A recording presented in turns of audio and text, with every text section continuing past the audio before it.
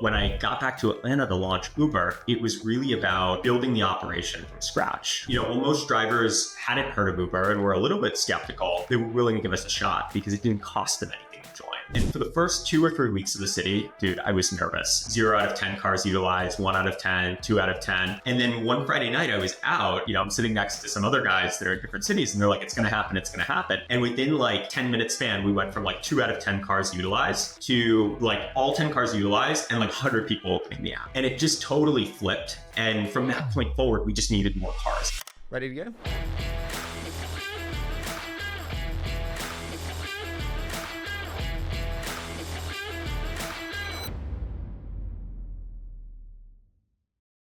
Scott, man, I am so excited for this. I said to you before, I'm a fanboy of your Twitter threads. I think they are fantastic. So first, thank you so much for joining me today, man. Thanks, Harry. Excited to be here. Now, I would love to start just with a little bit of context before we dive into the incredible stories that are coming. Tell me, how did you make your way into the world of growth, join Uber, I believe as employee number 99? Harry, it's a crazy story. So I finished up school in 2011. And when I finished up school, there were really only 2 things that people did. They either went to investment banking or they went to consulting. I chose consulting. And very early on, I realized that it wasn't for me, probably on like week 3. But the silver lining of the experience was on the weekends, I could go out and fly to San Francisco as long as I was back at the client site on Monday morning. So this was 2011, 2012, and I was going out and meeting companies like Airbnb and Square fairly early, along with like 50 other companies, but nothing really clicked until I was in Chicago one night. I was trying to get to a work dinner and I was trying to find a taxi. It was raining. And I had heard about this app where if you press the button, you could get a ride. So I downloaded the app and 2 minutes later, my first Uber showed up. It was an Escalade and I was immediately in love. Absolutely magical experience. So that night was working on a deck pretty late at night, probably wrapped around midnight or 1 a.m. and had this Jerry Maguire moment where I was like, I need to be a part of this Uber thing. What's the most simple thing to do? So I decided to email Travis@uber.com, not thinking that I would hear anything. And I got an email back. And, over the next few weeks, I got to know the team, eventually took an analytics test, took a creative test, and then flew out to meet the team probably a couple of weeks later. And because I was so young when I got in the room, I said, don't worry, guys, I'm old enough. They seemed to think that was really funny. I was 23 and didn't know anything. But they sent me back to Atlanta to launch Uber's roughly 10th city as employee number 99. So I didn't know the context there when I asked that question. I did not know that it was like a direct cold email to Travis. That is awesome. That's also a lot of responsibility on the shoulders of a 23-year-old to open a city. How did you build in Atlanta then? You go back, take me to that. Yeah, so it was an incredible experience. I was living in Atlanta at the same time, so I didn't really have to move. But when I got back to Atlanta to launch Uber, it was really about building the operation from scratch. When you're starting a marketplace, you really need to do 2 things. You need to get supply and you need to get demand. So for Uber, the hardest thing was the driver side, and we need to get a lot of drivers very quickly. So when we went into the initial market, we got a Yelp list of all the drivers in the city and sort of called through and tried to get them to sign up with Uber. And got our initial list of drivers that way and launched a few weeks later with something we call a rider zero. What did you say to them when you called them up? What did they say? What % said yes? Just take me to that. Yeah, so I'd be like, hey, this is Scott. I work at Uber in Atlanta. We're starting a new ride sharing service where, you can pick up riders between your trips to the airport. And we help you fill your downtime. Is this something you might be interested in? And, while most drivers hadn't heard of Uber and were a little bit skeptical, they were willing to give us a shot because it didn't cost them anything to join, right? They would come to our office and, we'd give them an iPhone, which is a story at some point. When we gave them the iPhone, they'd be able to pick up a rider 20 minutes later, right? So we'd say, hey, if you don't like this, bring it back and no skin off our back. Okay. So you call up, say 100. What % say yes? Probably 75. 75% say yes. Okay, so we're onboarding our first 10, 20. Take me to the onboarding of the drivers. You fix supply and then demand just floods in the door. Just take me to that. Yeah, so we onboarded the drivers. They'd show up at the office. We'd do like a 60-minute onboarding. We'd check out their cars. We'd tell them a little bit about the company. And then we would kind of take them through the training on how to use the app. And then we put them out there, right? And for the first 2 or 3 weeks of the city, dude, I was nervous. It was 0 out of 10 cars utilized, 1 out of 10, 2 out of 10. And then one Friday night I was out, and I think I was actually out of town at like an Uber related summit. And, I'm sitting next to some other guys that are in different cities, and they're like, it's going to happen. It's going to happen. And within like 10-minute span, we went from like 2 out of 10 cars utilized to like all 10 cars utilized and like 100 people opening the app. And it just totally flipped. And from that point forward, we just needed more cars. It wasn't about the demand side. Yes, we had to do the partnerships. Yes, we had to do the BD and integrate ourselves in the community. But it was really about getting as many drivers on board as possible. How did you retain the drivers when it was 1 out of 10, 2 out of 10? Because the hard thing is like the symmetry of timing, making sure it's aligned. How did you keep them when there was nothing coming? What I guess people call the chicken and egg problem or the cold start problem in marketplaces by doing a couple things. In the early days, we wanted to make sure that drivers, when they were sitting around, were kind of like paid for that time. So in the early days, we paid a driver $20 or $30 an hour to sit there, right? And this lasted probably 60 or 90 days into a market launch. And then after, it became clear that the driver was making more than $20 or $30 an hour, we removed that guarantee and sort of let the marketplace float naturally. We also did things like we put drivers near places where we knew would have high demand in cities. And then we made it really easy on the demand side to refer your friends. So if you were riding in a car with somebody and they hadn't used Uber yet, by the time you got out of the car, you would have referred them and you each would have gotten like $10 off your next ride. You have this moment where you're like, holy shit, we have 100 people on the app. We're fully utilized. How do you ramp supply at scale then? And are you doing paid marketing at this point? No. So in terms of scaling up drivers, I would say we did things that didn't scale for a lot longer than people would think. I think, there were a couple things that, go ahead, Harry. What did you do that didn't scale? I'm just intrigued. Yeah. So for probably the first 1 million drivers that we onboarded, a lot of our processes were manual, right? So we weren't doing a lot of like paid spend on Facebook. We were doing a little bit on Craigslist. We weren't doing a ton on Google. But it was really the operational teams going out and finding drivers. It was that cold calling, right? It was getting drivers to show up at the office and batching onboardings first with like 1 driver at a time, then 5, then 10. Then you would basically get, a conference room at a hotel to onboard 25 drivers at a time or 100 drivers at a time. And it just kind of like scaled up. Other things that we did that I think were like super effective were we go where the drivers were, right? Like we knew that we had a captive audience on Monday mornings and Thursday afternoons when drivers picked up and dropped off people from the airport.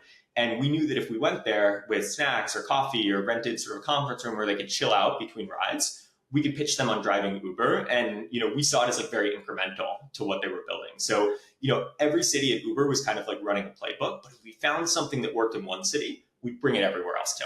What were the biggest things that worked in cities that you brought everywhere? So renting a hotel room, giving it to them for downtime, and then pitching. What else?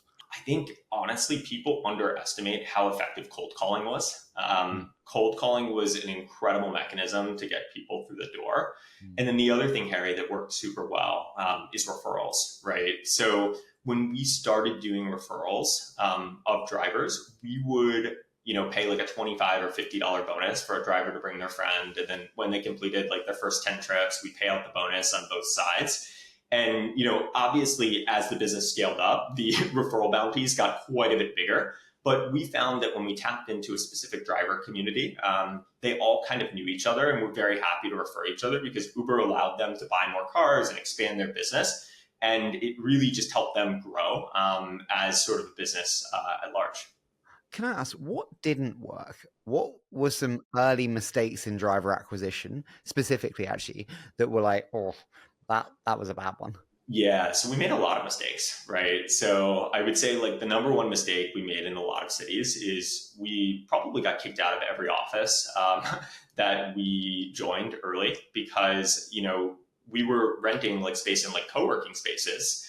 And a lot of these co-working spaces weren't too happy with drivers coming by like all hours of the day and sort of disrupting the flow. So I think that was sort of a major error that we made early on. I think other things that we did that were kind of a little bit challenging in markets is I think that, where we messed up was it was a very like 24/7, 365 operation. There were people in cars every single hour of the day. And we probably understaffed a little in the early days, right? So, for the first year in Atlanta, I was the only person handling the driver side. We had Keith overseeing the city as a general manager, and he was incredible. And we had a marketing manager. But, I probably had like 1,000 or 1,500 drivers that were just me. And like, we didn't have any of the AI tools that we did today. It was just like all on a Google Voice and sort of back and forth texting, Zendesk. We let a lot of things slip through the cracks, but the business on the foundation was working. Were you concerned at the time that the economics were upside down? Obviously, when you start a city, the economics are always going to be pretty ugly in the early days. It takes a while for these new cities to mature. Were you concerned in the day-to-day that the economics did not look good? I think when we talk about unit economics, I think like at scale, we always kind of knew that, the margins would correct themselves at scale if we could kind of rationalize the competitive playing environment. Can I ask, in terms of those kind of margin improvements, how did you see margins and economics change as the company progressed in new cities? Like, did the maturation rate become much quicker? What were some lessons from that? I'm just intrigued. Yeah, so I would say the biggest difference on the unit economics over time was we had to play the game on the field, right?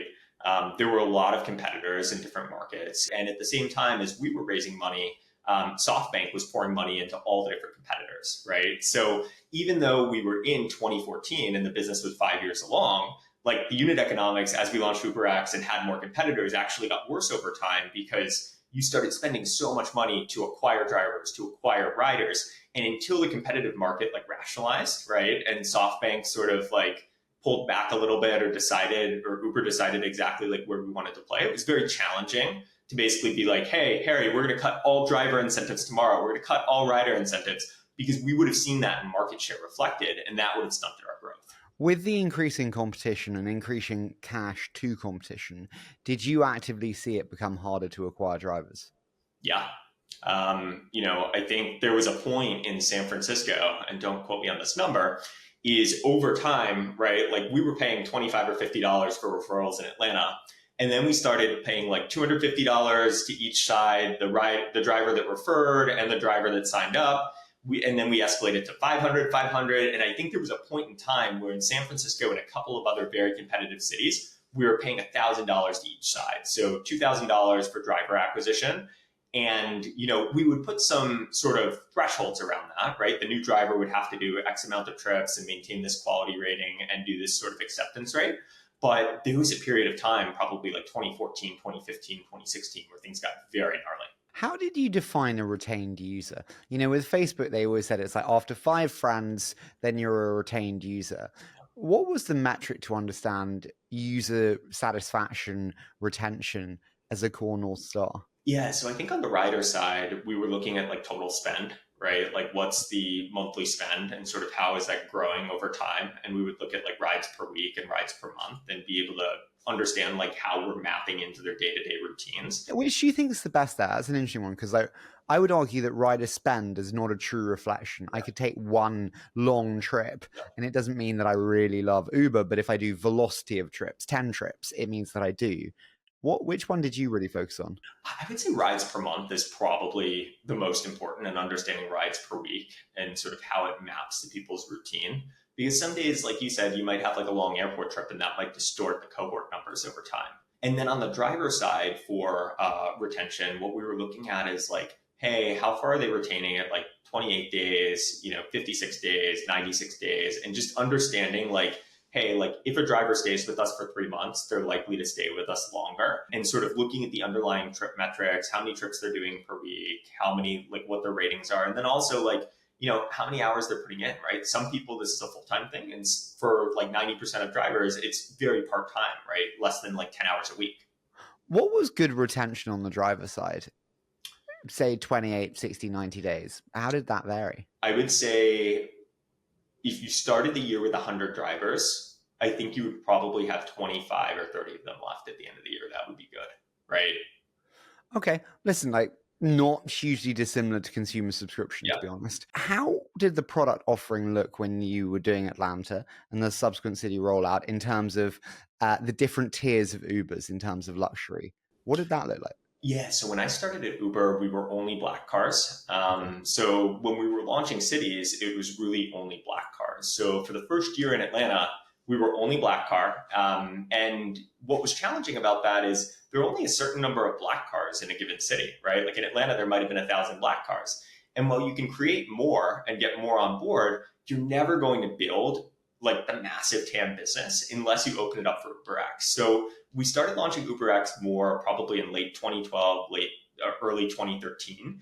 And then sort of as we started rolling out UberX in more markets, that was probably 2013, 2014. That's when the business really started to explode. Well, did it explode from pretty much day one? Like, was there immediate product market fit on UberX? On UberX, yeah. There was immediate product market fit on UberX. And what was really interesting about UberX is when we launched UberX, and this was an operational nightmare, in a lot of cities, we actually did free UberX week. So for an entire week, we would give free UberX. It was a marketing expense, right? And we were basically running at probably 80, 90, 100% utilization all the time. And, we did press around it. We knew that when we did it, that it would be hard to kind of fulfill all that demand, but people were really excited about UberX and like a better, faster, cheaper option to use Uber.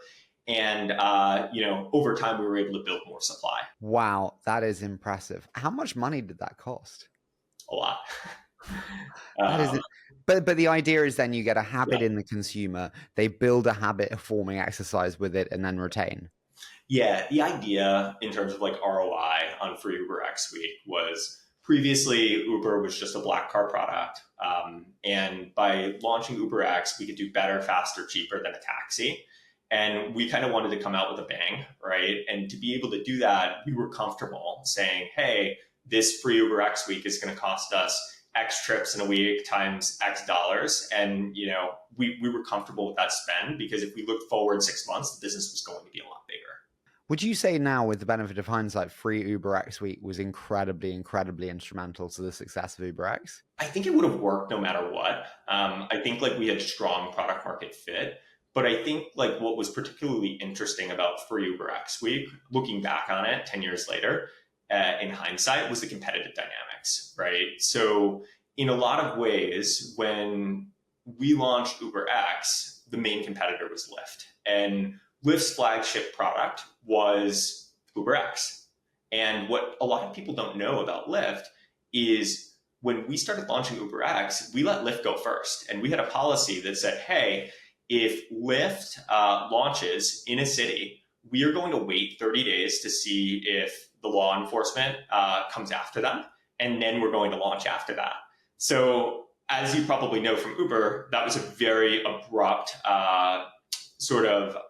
it was a very different tack than we had taken on other launches. And it didn't last very long, right? We probably did that for like 3 or 4 or 5 cities. And then we just started launching at the same time. So when we launched UberX, it was about market share and it was about getting as many drivers as possible, as quickly as possible, so that we could win that market and carve out a position that we felt really confident in going forward. Was it very clear when you were winning a market early on? Yeah, I mean, I think what was interesting about like the Uber Lyft dynamic is when we went into a market like Atlanta, we had been operating for 18 months before we launched UberX, or 12 or 18 months. And Lyft was kind of new on the scene. So they didn't necessarily have the brand that we did. So for us, it was a brand extension of saying, hey, now it's the same Uber, but better, faster, and cheaper. And Lyft had to kind of come in and sort of build that brand equity. So I think that was challenging in Atlanta for them and some of the markets where Uber was more established. But if you go to a place like the center of the country, where both services are launching at the same time, like in Oklahoma City, it was more of a dogfight in the early days. And, we certainly cranked up our spend to make sure that we were winning early market share and sort of getting the drivers quicker.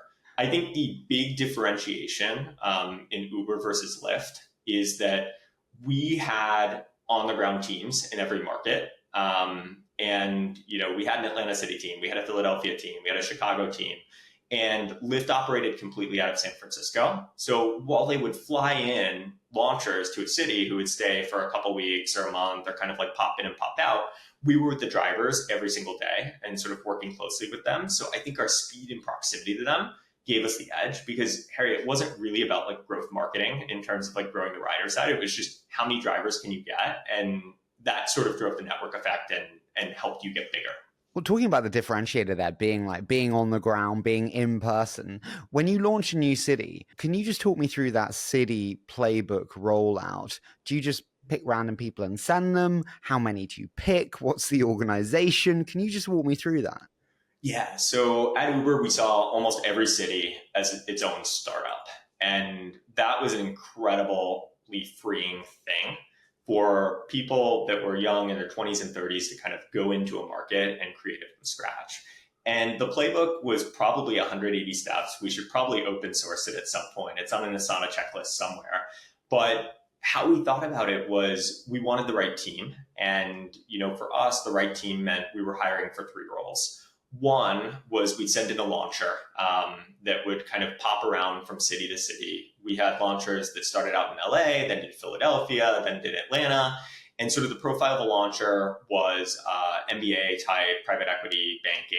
And, the launcher would be responsible for hiring a team. So in a general market, we would want a general manager who acted as like the CEO of the city, overseeing both driver and rider. And that person was very similar background to the launcher, banking, private equity, consulting, MBA. Stanford class of 2012 was very good to us. And then the second role that we hired was an operations manager. And that was more like banker consultant types like me that would oversee sort of the driver area of the operation and be responsible for growing that. And then we'd also work on getting a marketing manager that would oversee the rider side, BD, partnerships, building out the early grassroots efforts in the community. Okay, so they're sitting in an office day to day and they have complete free reign over the city. How does that control and decision making look like from their perspective? Yeah, so everything was pretty autonomous, right? In the early days, we all, I think, all the cities reported into Ryan Graves, who was Uber's first CEO before Travis, incredible guy. And basically what happened, every city had like the freedom to experiment and try things. And I think we had a pretty flat org structure in the early days. Everybody reported into Graves, who was Uber's first CEO and later became the COO, and is an incredible guy. Love Graves. And what's really interesting sort of about that is we all kept each other accountable, right? We were all doing really hard things. And every week we would get on like a city call, where an all hands call, and every city would go down the list and say how much gross bookings you did it last week, how many trips you completed, how many drivers you onboarded, and sort of general highlights from the city. And we had everything in a dashboard. Everybody at the company could see exactly what city was doing what, who was growing fastest. And it became like a really competitive dynamic that all just kind of like pushed each other forward, which was a really interesting approach. Were there cities that were clearly behind and struggling? And what were the reasons for those struggling cities? I think there were definitely cities that fell behind, but in a lot of cases, like the teams were just incredible. It was more a function of the regs. So a lot of times, if a city was struggling, it would be due to the regulations and the laws. So, they would make it really difficult to operate. They would ticket drivers. They would try to shut us down. And over time, that regulatory situation cleared up where, we were able to operate more freely. Or, we ended up moving the teams to other cities or sort of working on other projects. But I would say like it wasn't like certain markets were underperforming because of, the sort of like underperformance. It was more like external factors that people couldn't control. When you get a regulatory warning, when you get regulatory controls put on you, how does that feel? What does that look like? Can you take me to one? South by Southwest, Austin, 2014. The mecca for all things tech. And in Austin, we were not allowed to operate because there were 2 rules in Austin that prevented us from doing so. If you ordered a black car in Austin, the minimum fare, whether you're going a block or a mile, was $55. And if you ordered a car and it showed up in 1 minute, you had to legally stare at it for another 29 minutes before being allowed to get in. So it made absolutely no sense, Harry. So what we did in 2014 was we decided that we were going to do South by Southwest as we'd done the previous years. And this year we decided to do black cars, and we actually did the $55 minimum fare, which was a bonanza. A lot of drivers did very well. And we brought in drivers from Austin, from Dallas, from Houston, from San Antonio, and it was incredible. The authorities weren't super concerned about like the pre-reservation, like get a car and then it shows up 29 minutes later, etc. But what we did on UberX really inflamed them. So what we decided to do was we decided to do free UberX for all of South by Southwest.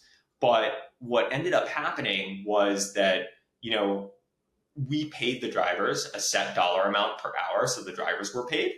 And then we basically said, okay, cool, we're going to let the riders ride for free, right? So what ended up happening was the regulators ended up targeting some of the cars and requesting specific cars to come to specific places. And on the way out of the car, the ride would proceed as normal. And on the way out of the car, the rider that was their plan actually left a $20 bill in the car, just in the back seat. And then after the driver let the rider out of the car, the cops would come up and cite the driver, right? So that was an incredibly frustrating experience with regulators among laws that just didn't make sense. But, we scrambled our whole team back at the house. We worked with counsel and, we were able to make sure that like everything worked out okay. But Harry, these laws are absolutely insane. And, I'm a much bigger fan of smaller government. Did the team view Lyft as a competitor? Yeah, I mean, I think Lyft was an incredible competitor. I think that, they did a lot of things right early on. I think they did a great job on the driver side building like community and, probably did a better job leaning in there from us. What do you think they did that you didn't do that you'd take? One of the things that we probably messed up, and, the team has gotten a lot better about this, is like, we were probably a little bit transactional at times with drivers in terms of scale. And, if I could go back in time, that's something I would have like reinvested in. But I think that's something that Lyft got right early on. We mentioned kind of reckless versus necessary, playing the game on the field. How much of an impact did promos have, discounts have? How much of an impact did that have in driving early demand? On early demand, not really much. Right? We were in a market and we had wild product market fit. Once competition came in, you could start to see market share swings based on the specific rider promo that Uber was offering in a city in a given week. And then we'd measure it and understand, or what Lyft was doing. Or like if we made a pricing move, they would make a pricing move. Like there was a lot of sort of back and forth, and we would see those effects in market share. And it wasn't because any particular product it wasn't anything to do with the product. It was just pure price. There's some elements which at the time seems brilliant, and with hindsight, you're like, that was really stupid.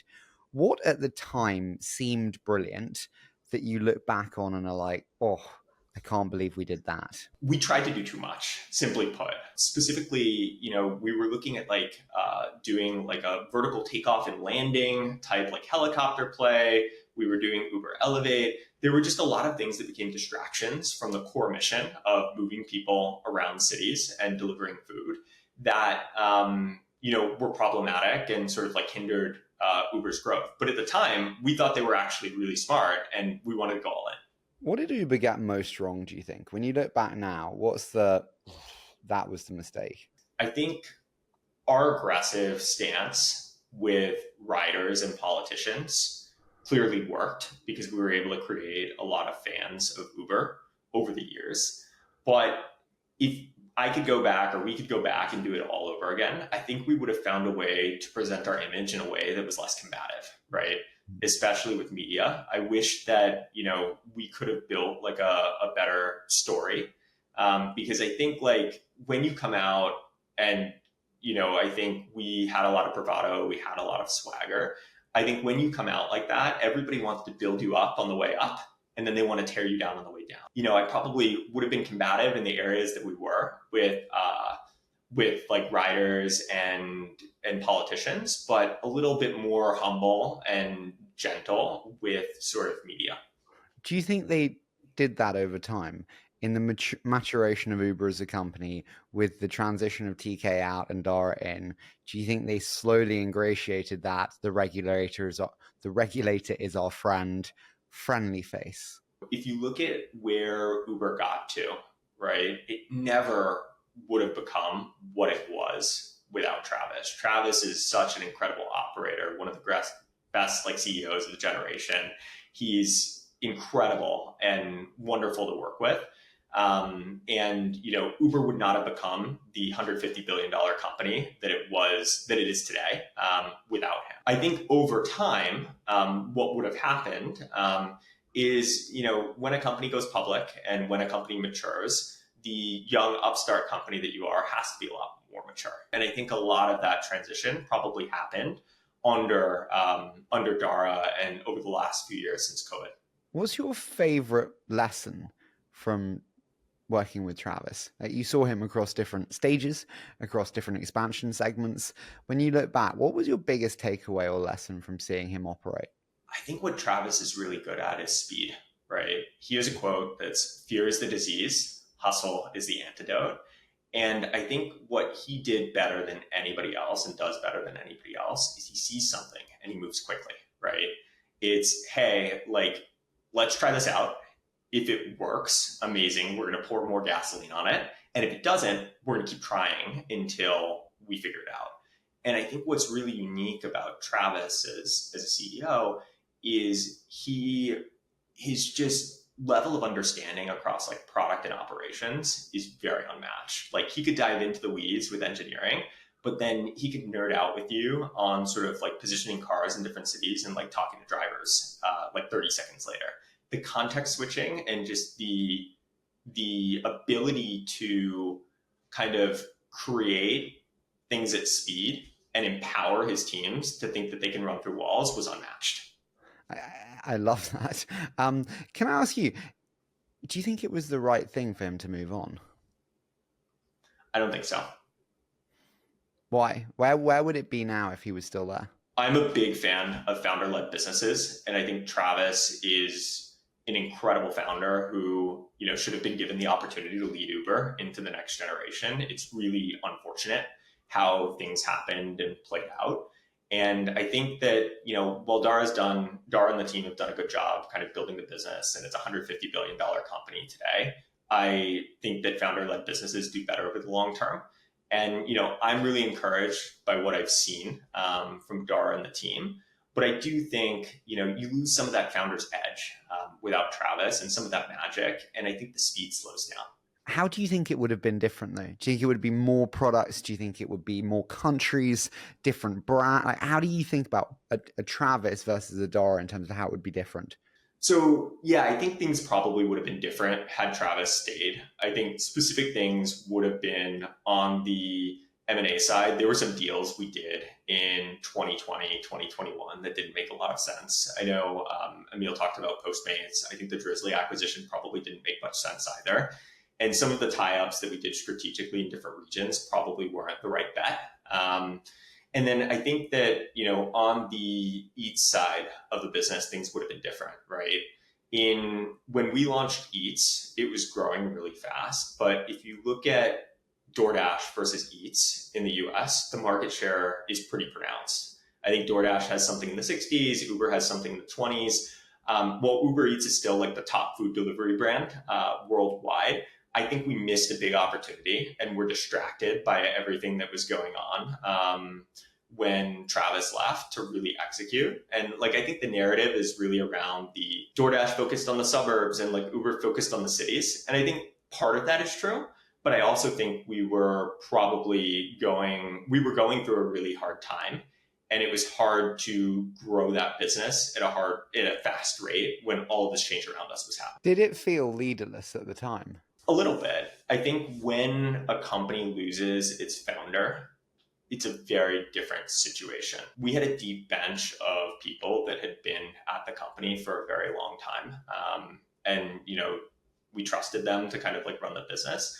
But when you have a committee or like a team of 12 people sort of running a business that had gone through a really challenging year, it's going to feel the effects of that. Can I just ask one final one on Yeah. Travis, and then I do want to move to a kind of more broad startup advice where we do a quick fire. He inspired this like followership. I think the best founders inspire followership. You see it with the Collisons, Toby Lutker at Shopify, Travis, where I know many early Uber employees and they just fucking love him and they love each other. And it's like this intense familial sentiment, which is really special. What did Travis do to generate this followership? The best founders build cults and they're cult leaders. And I think Travis, what he was really good at was inspiring the team. We would look left, we would look right, we would all have like a lot of like work on our plate, but we knew that if we put our heads down and did it, there would be an incredible journey on sort of the other side. And Travis was really good at explaining the what and the why behind everything. You know, during ZERP, a lot of founder CEOs got a little soft. And I think like Travis was always willing to roll up his sleeves, dive in and figure out the answers to the messiest problems. And I think like the best idea always won with Travis. And as a team, we had a lot of respect for each other and we had strong opinions, but they were loosely held. And we were all kind of like going to war together every day on this like mission together. And that felt really good. And that's what built the lifelong bonds. Dude, I would love to do a quick fire with you. So I say a short statement. You give me your immediate thoughts. Does that sound okay? Let's do it. Okay, so what's the most common, expensive, deadly mistake you see founders making? I think the biggest mistake that I see founders making day to day is not having a handle on their metrics, right? I think everybody measures metrics in like a different way. And I think we've kind of entered an era of death by 1,000 dashboards. And I would love if everybody sort of said, hey, here are the 3 or 4 most important metrics for our business and aligned around that. What's the hardest part of the Uber business today? I think it's probably, for me as an investor now, on the outside, I think Dara and the team have done an exceptional job. But the area I have the most questions about today is on autonomous vehicles and sort of like what the strategy is there. What should the strategy be there? I think the notion that like Uber was a hardware company, right? And building like cars is probably hard for like a software company. So I think the decision to partner with, you know, the leading AV players in the space, doing things with like the Waymos and the Cruises of the world and trying to bring their fleets onto Uber is the right long-term strategy. I guess, you know, my questions around like, hey, like how far out is AVs? What does it look like? And, you know, what does the business look like? What's the number one reason that Uber beat Lyft? I think it comes back to really being close and in the cities where we operated when we could be with drivers one-on-one 24 hours a day, 7 days a week versus being in San Francisco and flying in like a couple times a month. I think just being close to your customers is just such a big edge. Why did Uber Eats lose to DoorDash? Uber is the number one food delivery platform in the world, but I think we really fumbled the bag in the US with DoorDash. I think we missed out on a huge opportunity. I think going back to, you know, 2016, 2017, there were a lot of distractions around the business. And, you know, it's a great business in the US and like continues to make strides. But, you know, I think we missed out on a major opportunity to be the number one food delivery player in the US. What element of the Uber business is amazing, but not discussed enough? I think the ads business is a monster. I think ads is really interesting because it's, I think, at $1 billion run rate now. And what's really interesting is if you think about Uber as a platform, it's the app where you go from like point A to point B. It knows where you're going. It knows like what shops you're visiting, like what restaurants you like, etc. And if you have that knowledge, you can then push ads to somebody in the app. And whether it's like video or text or like a promotion for a movie or the US Open, like there are a lot of things that you can do with that data. And I think like they're just barely starting to scratch the surface. What would you most like to change about the world of growth? Just generally alignment on metrics. I think across companies, we have very different definitions of what revenue means, right? Is it annual run rate? Is it annual recurring revenue? Is it gross bookings? Is it net revenue? Is it total payment volume? And I think like we all started speaking the same language, the world would be a lot better place and it would make it easier for growth investors. I think for me, it's like input and output metrics. The amount of times it's like, hey, revenue's our metric. And I'm like, no, number of rides per week is our metric. I don't care about the revenue. That is the output metric. Final one. What's the best growth strategy that you've seen in the last 12 months? And why have you been so impressed by that one? I'm a huge Perplexity user. I think it's an amazing product. Huge fanboy, to use your language. And I think one of the things they've done recently that's really interesting is they're offering a free pro membership to anybody with a LinkedIn Premium account or an Uber One membership. So instead of spending $20 a month or $250 a year, you plug in your info and they'll give you the free usage. So they basically kind of locked in people for a year. And if you believe that Perplexity could be like the next Google search, you're happy to pay that CAC or sort of that free membership and sort of the GPUs over the year to acquire those users and generate stickiness when a lot of tools are facing high churn. Dude, this has been so much fun. As I said at the beginning, for me, the best is when you have stories that then are very tied to lessons. I mean, the stories are incredible. I still can't get over the first email to Travis at. But thank you so much for joining me, and I've so enjoyed this. Harry, thanks so much. It was a pleasure.